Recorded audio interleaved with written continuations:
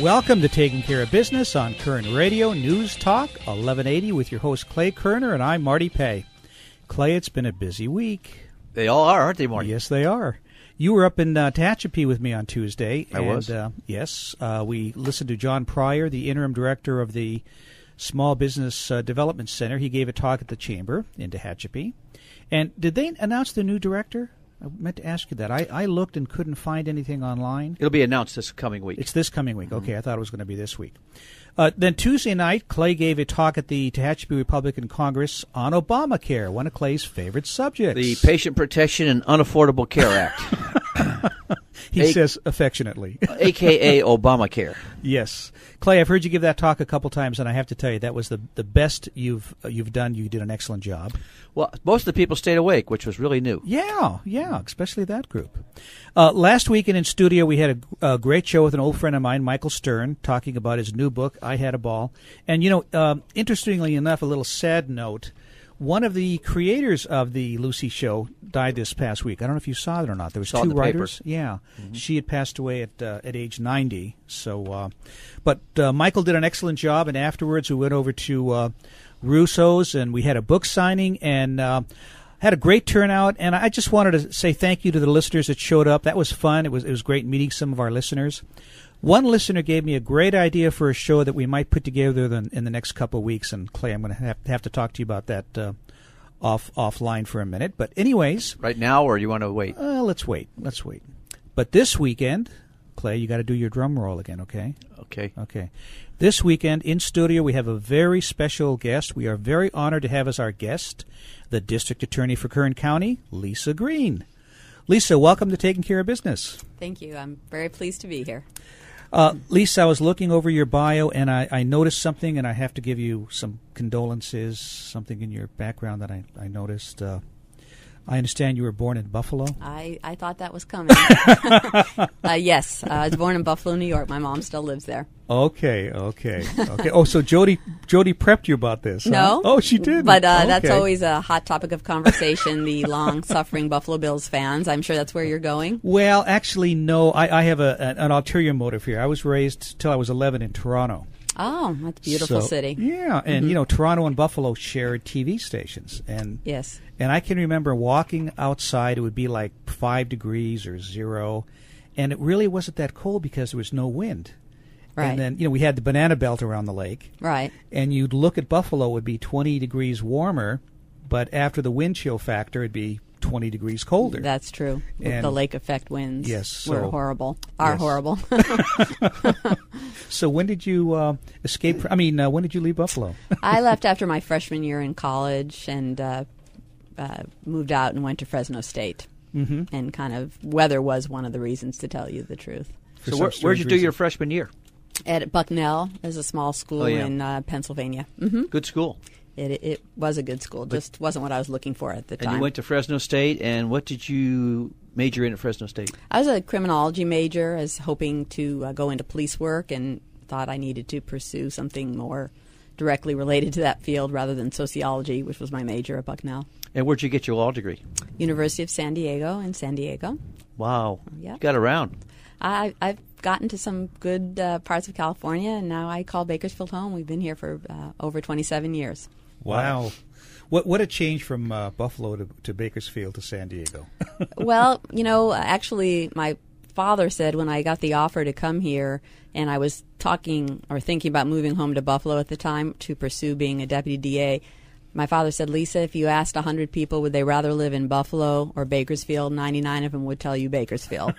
And I thought he was right about that, and I moved to Bakersfield. And the 100th person probably would have been Ralph Wilson, who owns the Buffalo Bills. That's right. So when did you come to Bakersfield, Lisa?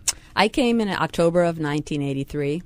Wow, you've seen this town really grow tremendously since then. I really have. It's unbelievable, the growth in the last 27 and a half years. So you've been with the district attorney's office all those years? I have. And what would be the progression? When you first came, you were an assistant district attorney, or? We call them deputy district attorneys, and I did that for close to 20 years and kind of resisted going into supervision because I enjoyed trial work so much. And finally, in 2001, I was ready to be a supervisor, and that's what I did basically for 6 years before I decided that I was ready to run for office and take the plunge if I was lucky enough to be elected. Now, you're the first female district attorney that Kern County has had. Is that correct? That's true. Are there other female district attorneys in the state? There are a total of 11 of us right now. And how many total district attorney offices are there in the state? 58 counties, 58 district attorneys, so 11 of them, 20% are female. That's and you all have your own association, statewide association? We actually do, California District Attorneys Association, and we meet annually twice a year, and then also they're available for issues that come up for elected DAs and also just rank and file deputy DAs. I think it's exciting. I've always been wanted to get into law all my life, but I was too short. Now I'm not only too short, I'm too fat. So it's a double whammy. Well, there's no height or weight requirement to be a deputy DA. It's a little late for some of us, right, Marty? Oh, there's a couple great straight lines there, Clay, but I'm going to behave. Well, let's get into the little bit. I wanted to find out a little background about Lisa because I never seem to be able to corner her. So now we've got her cornered. See. Well, let's reintroduce her before our next break. We're having a conversation with Lisa Green, our district attorney here in Kern County.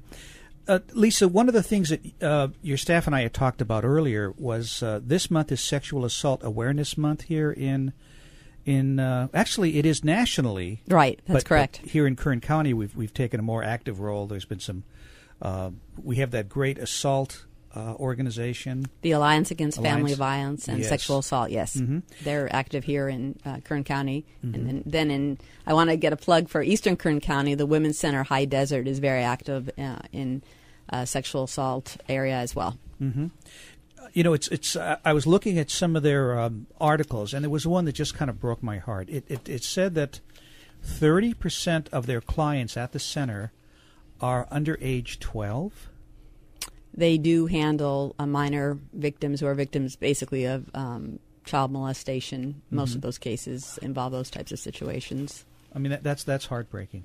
It is. Yeah. They all are. And they were saying, I guess this year they've had an increase of at least one client a day. That doesn't surprise me. It's a terrible problem, and I don't think we really know the full magnitude of it. To be honest with you, it's one of the most underreported crimes.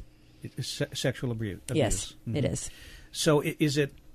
I was trying to look up some numbers comparatively. Is it something we're seeing more, say, in the Central Valley than in other parts of California or other parts of the nation? Well, I don't think that's necessarily true. There seemed to be a dedicated effort in the mid-'80s to try to bring awareness to sexual assault and particularly sexual assault involving minors, and that extended to different ways for law enforcement to investigate those cases and for prosecutors to attempt to successfully prosecute them. But there's still extremely, extremely difficult cases to prosecute. I spent quite a bit of my career doing sexual assault cases. That was the unit I was in the office, and they're difficult. They're difficult for the juries, difficult for the victims, difficult for everybody involved.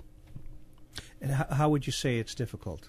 Well, I mean, when you have to, the courtroom isn't designed to put a child, say a 12-year-old, on the witness stand in front of 12 adults to talk about what happened to them. The perpetrator is often a relative, father, grandfather, whoever, and you know, it's heartbreaking all around. It really is. Yeah, it's tough. It's a tough subject. We'll be back in a moment on Taking Care of Business on Kern Radio Newstalk 1180.